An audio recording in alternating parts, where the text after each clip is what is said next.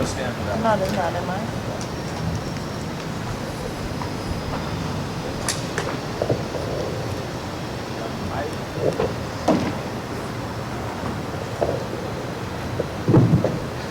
Alright, good evening ladies and gentlemen.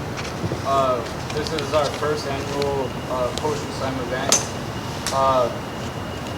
Today we're going to be sharing our poetry. We expected more people to come with A lot more people. a lot more people. Like there's supposed to be at least 30. But it's all good. We're just going to go as long as we can or until you guys don't like us anymore. And yeah, so let's get to it. I feel like writing is really just like a release for both of us.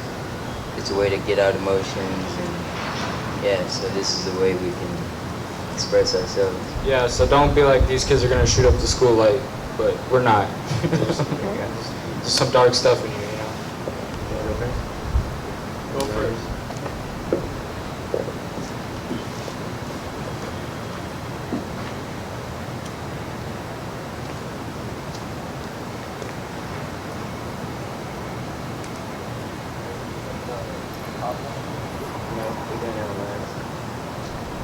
Alright, this is called Dear Mom. Haven't seen her in a couple years, so it won't be the same. Talked to her for the first time the other day and she didn't know my name. So how you really think I feel? Out here trying to keep it real but so distracted from reality, so I popped these pills. So yes, I was depressed while living in different cubicles. Couldn't stick to a mom, so I stuck to pharmaceuticals. Solving life's problems by myself like a Rubik's Cube. Of course there's the people that say they care, but I couldn't see it from her perspective because she wasn't there. My grandma and my dad were there for me on my worst day. So what was more important than calling mom on my birthday? How do I even know she even cared in the first place when the only place she was there for was my birthplace?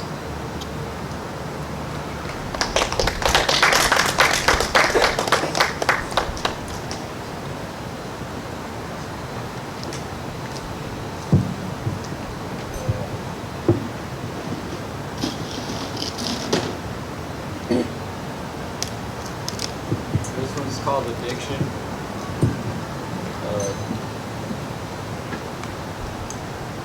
Addiction from the night before. Please don't disturb me, I'm sleeping.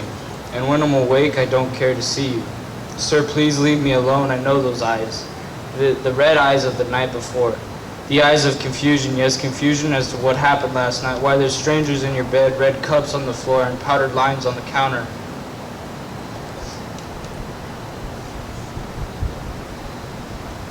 Powdered lines on the counter. They say it was a party, but you weren't present. Locked away in your room with a needle and a bong. Don't forget the vodka. You play music so loud just so you can tune out your constant scream for help. So when you wake up the next day, it's a disappointment. You take a shower just to cleanse. Only as soon as you step out, you go back to being filthy. Stop looking at me and finish your business. Leave me alone and come back when you're clean. Maybe next time I'll have the time to listen to you complain and panter. In case you didn't know, I'm your reflection. You can't hide from me.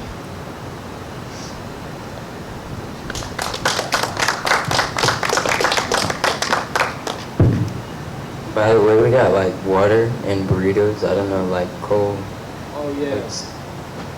Over there, $1.50, bean and like hamburger burritos. They're pretty good. My grandma made them. Just not able to see the smiles on your faces when you go buy one. Or else you gotta eat them for lunch next week. Alright, this is called Dear Future Son. To my future son, bringing you here is a challenge, you see. Not physically or financially, but mentally. This should not be a part of my worries, but you know it's racism and police brutality. The way you look, the way you walk, even the way you hold your phone is a problem. To those who follow you and judge you off your skin tone, even in your neighborhood, walking at night in your hood, suspected to be a thug because you're all alone, approaching the place you call home. Like Trayvon Martin, I'm afraid to let you play in the park with toy guns because I'm afraid you'll get caught by people with real ones. To me, you're a young son, but to them, you're a grown man. So now you're a danger to everyone. They shoot and they shoot without asking questions. I pray to Almighty Father they don't take my baby to heaven.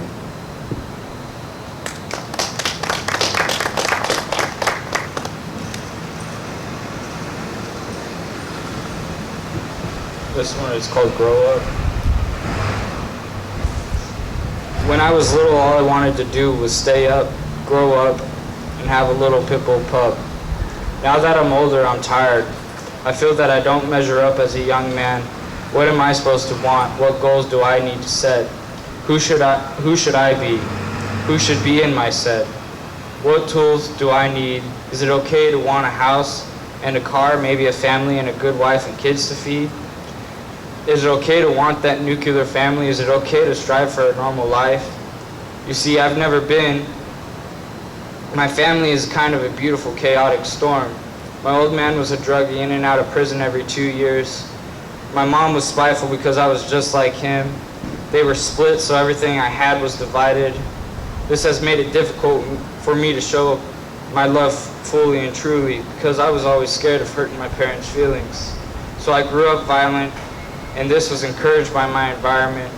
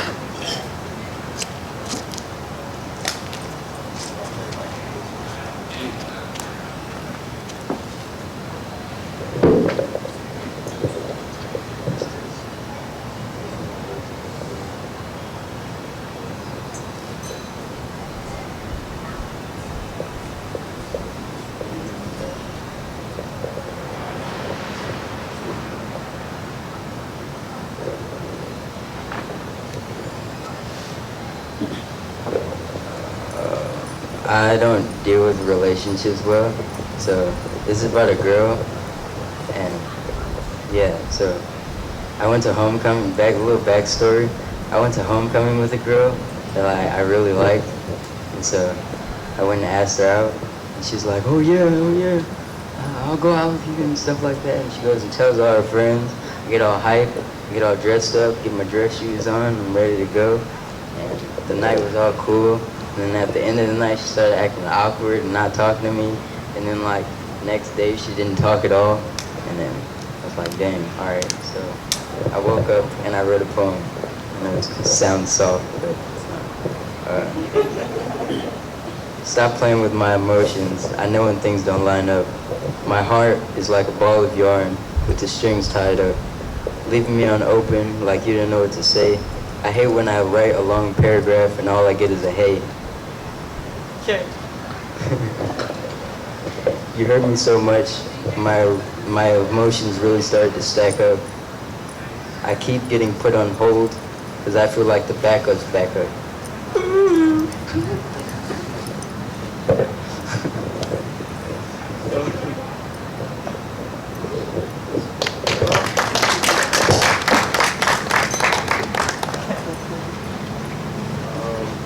Technical difficulties.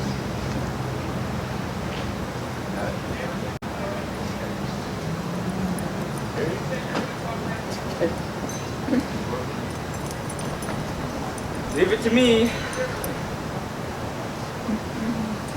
I'm your guy. If you guys want things broken, let me know. Easy. I don't even have to try. Just touch it. Hashtag relationships. Yeah. I don't even have to try. It just goes haywire. All right. Good to know your strengths.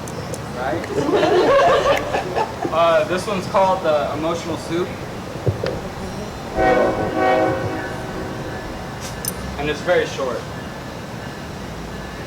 Like a bowl of soup, I'm complex. I consist of many different flavors, and depending on who consumes my time, I have different tastes. I'm a mixture of many things. Some people like it, some people love it, and some people hate it. In life, I found that when I'm not paying attention, people tend to eat all of my feelings, like the meatballs in Algomadillas soup. And if I'm not careful, people can change my flavor. When I was young, my parents were the chef. Now, as I slowly mature, I'm learning how to be the soup and the chef. Because soon, if I don't start cooking, I'll be gone and I won't have any flavor left.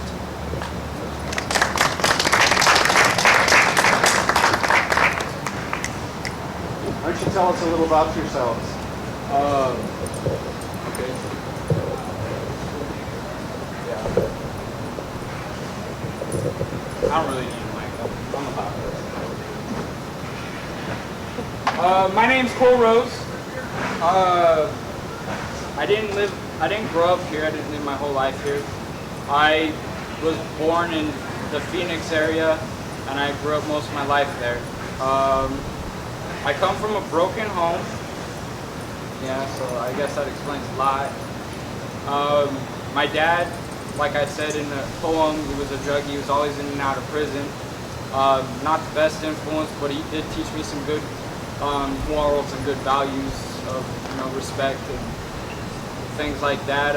My mom was a single mother. She found I had a stepfather. I got him when I was like 8. He came into my life. I didn't really like having a stepdad. I didn't know what to do with that. So I tended to be a little rebellious, and I think my dad encouraged that.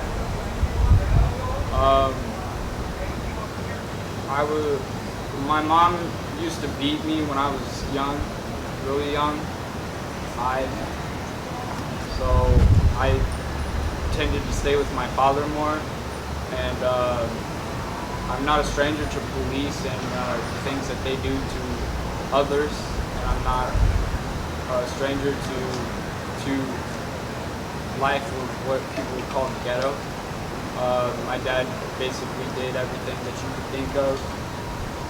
He sold drugs, smuggled guns. I pretty much grew up around that, and I learned how to do stuff like that.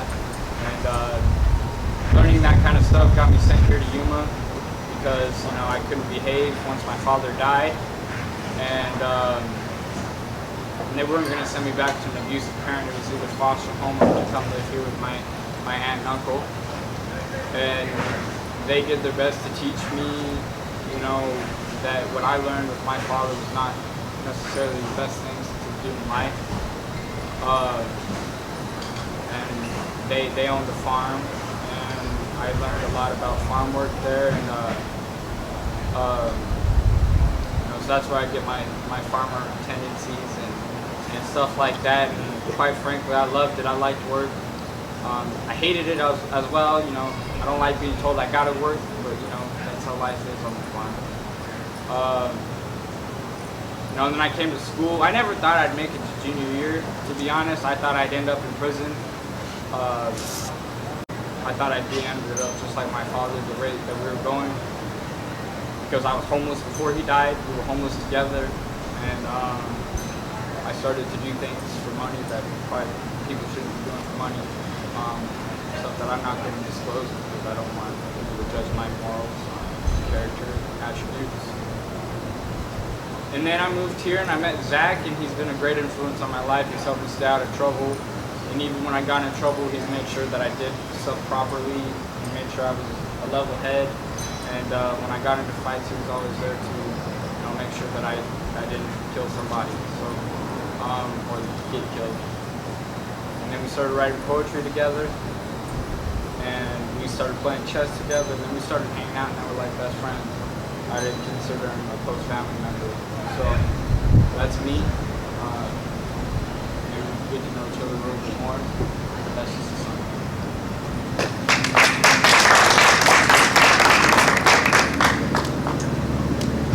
Alright. Following that up is going to be kind of hard.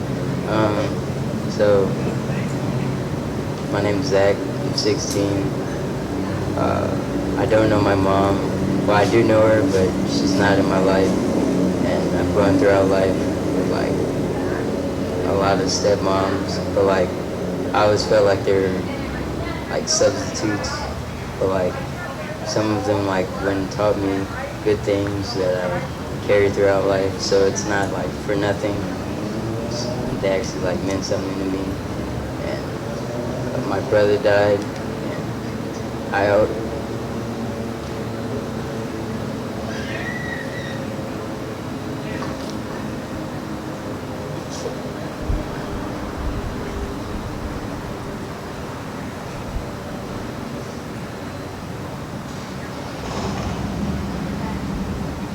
always use that as an excuse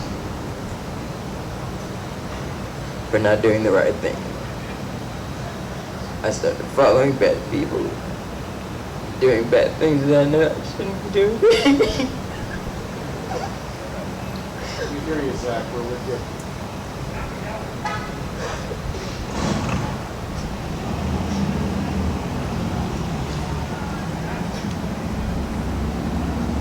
And so I know I had to go and find a release, and my release was writing, and nobody else knew that I wrote at first. But then I started letting my parents see it, and they liked my writing.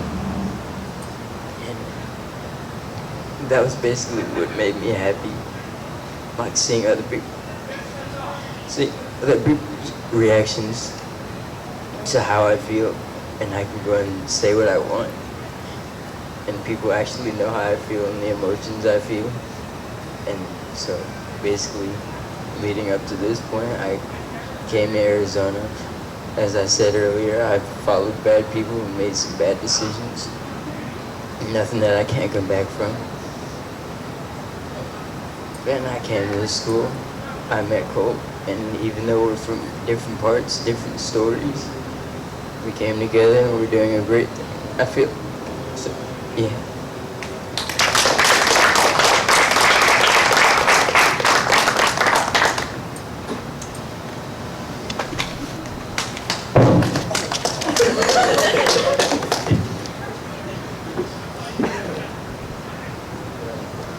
Oh no, after all that deep stuff, I guess I should tell like a joke. Please no. It's gonna be a dad joke. It's really sad. There's three tomatoes walking out of a bar, and one slows down, and somebody's walking behind the tomatoes, and he steps on that one, and the other two come back and say, "Come on, man, catch up." I don't know if any of you got that or not, but I thought it was funny when I heard it.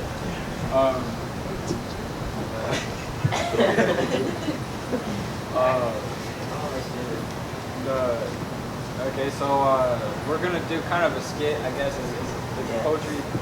I wrote it, but I wrote it for both of us. And I'm gonna be playing a cop, and he's gonna be playing a young teen getting pulled over on the side of the road.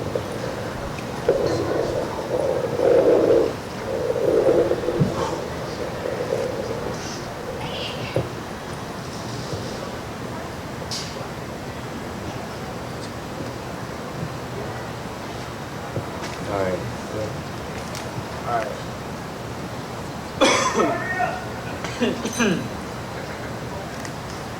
Sir, I'd like to see your license and registration. But I never knew what kind of situation I would be facing. As a black teen, I saw black kids on TV all the time getting beat. So my heart skipped a couple when I was in that driver's seat. So if I do what he says, he'll leave me alone. I'm not trying to get shot, I just want to go home. Sir, I'm going to have to ask you to step out the vehicle. I did as he pleased. His gun on his side was a tease. It got harder and harder to breathe. Hands up, get on your knees. So I did nothing wrong. It was just a taillight. I was on my way home. Pop, pop. I had my registration and my license. Pop, pop. 2 shots, and then there was silence. I died right there on the very spot. Another face on the t-shirt to soon be forgot. Loving memory.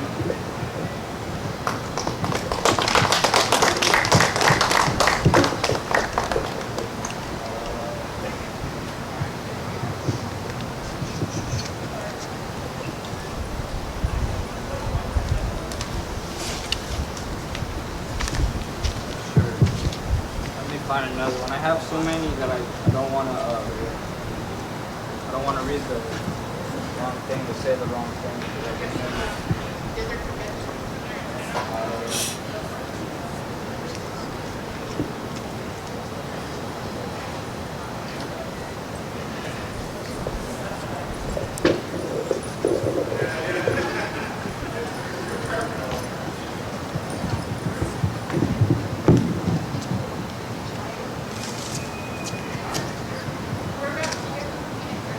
Bear with me on this one. This one I wrote at 3 in the morning, so I might ramble a little bit. I'll try to stop.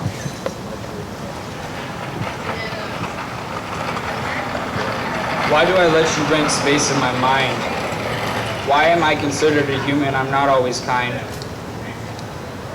I'm always trying to get mine. It's an eat or get eaten world. Look at me wrong and I'll hit you in your head. So long I've been fighting, my arms are tired, but I keep them up. Ain't nobody ringing my bell. I look through my eyes and I see life as hell. It's hard for me to show you the magic I can hardly spell. Well, if I let you in, I'm vulnerable, and I've never been the type to let people in willfully. Talking to shrinks, telling them what they wanted to hear, because Mama wanted to blame me for the situation. It's hard to be white growing up black.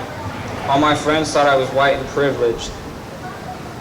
This privilege failed me. Pop set it up so that I thought like a thug, gave me a gun when I needed a hug. Told me not to be a punk and not to be disrespected. So he told me when that kid hit me in the face to pop a slug. I needed water. I was so thirsty. Where's my jug? So I went to church and they gave me holy water. They said, stay away from the fire water, it's bad for you. I didn't believe him. I guess I should have now. I've got to work steps and I'm working hard to be good, but I have a rep for my savage ways and people are always trying to test where I stand.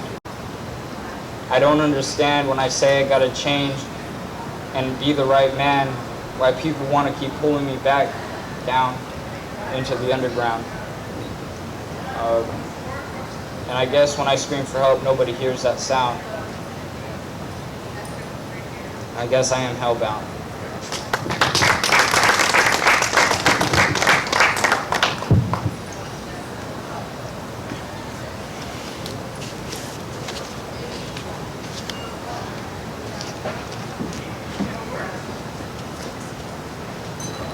So, backstory on this poem. Hey, let's go.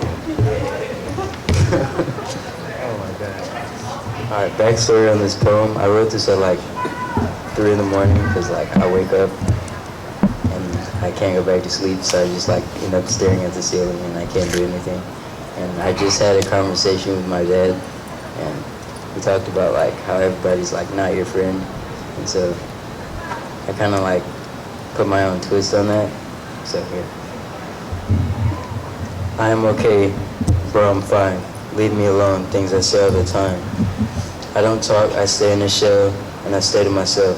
I use life as a metaphor, an abandoned library with all the same books on the shelf. They could never imagine the pain that I felt. No, I'm not depressed, I'm just sad. It's all in your perspective, there's a big difference. Depression is a section of deception, but sad is something's wrong, you just never got the message. They say friendship is easy as 1, 2, 3. It's not like you study friends, no philosophy. I don't get the bigger picture, no photography. Just leave me alone and let me be me. You know you don't want to talk to me, you just want to seem nice. So stop pretending like you're my friend, it's just a big time sacrifice. Cause feelings get tense, and when emotions end, I feel like I'm putting up a spiked fence. And when I see fake people now, it doesn't cause suspense. So if you don't talk to me, it won't be the end, because at the end of the day, I'm my own best friend. Oh, there's another young lady that would like to perform a poem. I forgot her name already. Shame on me. Here's my name.